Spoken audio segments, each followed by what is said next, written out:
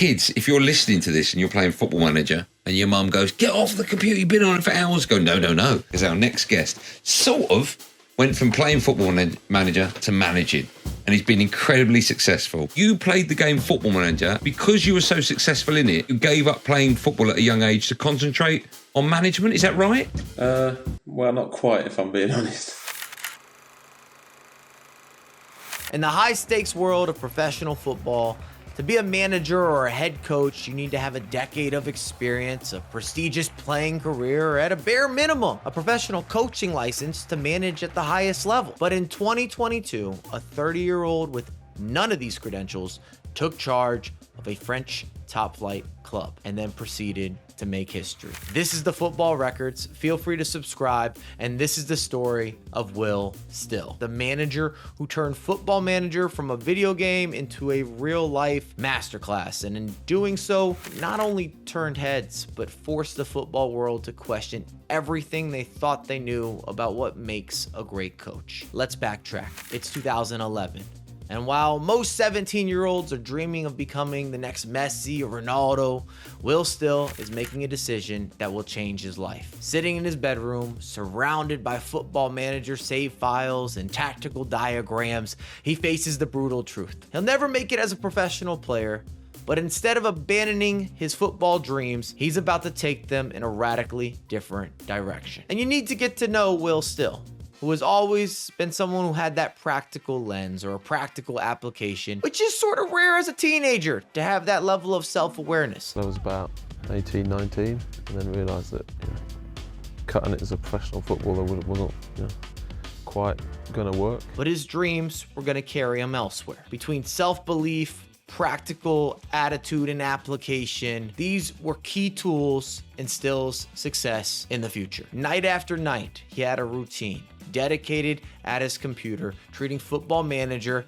not as a game, but as his personal coaching diary. Will went on to say, I'd spend hours testing formations. It wasn't just a game, it was my classroom. And this virtual education would soon lead him to Myerscough College, where he enrolled in coaching courses, beginning the long journey from bedroom tactician to full-fledged manager, or at least trying to connect the dots. And in 2017, at just 24 years old, he arrived in Belgium with nothing but determination and a laptop full of Football Manager analytics. It was basically, what's the easiest way of getting into the professional world of football? Since Truden, a modest Belgian first division club, gave him his first break. After filming the opposition and providing analysis for then coach Yannick Ferreira, the head coach was impressed and kept Still on as an unpaid intern. This was progress, even though it wasn't helping out the finances. And whilst he wasn't making any money, he was living the dream, working in football, or at least the start of a potential dream position. We are creating something new.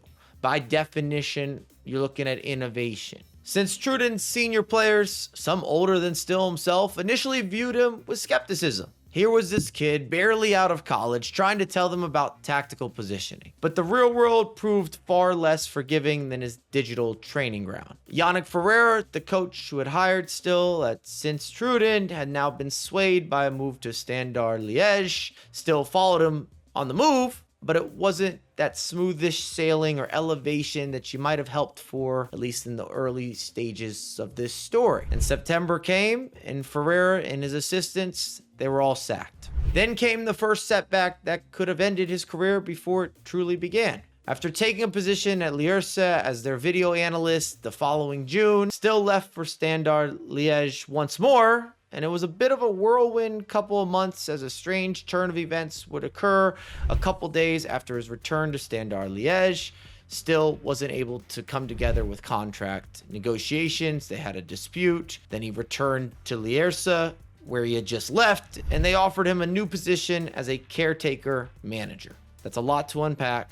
I hope that you were focused. And it didn't take long for the club to leverage Still's services full time. But Will Still, being highly driven and an opportunist, to go with some additional difficulties, as he did not have the coaching badges that were required for the Belgian first Division B rules, he was given his notice. Not that it necessarily mattered long term, as the club went bankrupt, so the globe-trotting coach would again be on the move, this time to Beerschot as an assistant, and it was here that he would make an impact that would start to attract interest from some of the bigger clubs in Europe. This resilience caught the eye of Stade de Reims in 2021. My phone rings and I'm like, French number, it's a bit odd. It leaves me a message saying, "Oh, hello Will, this is Mathieu Lacour from Stade de Reims, General Director. If you've got 5 minutes, give me a ring back." Then came October in 2022.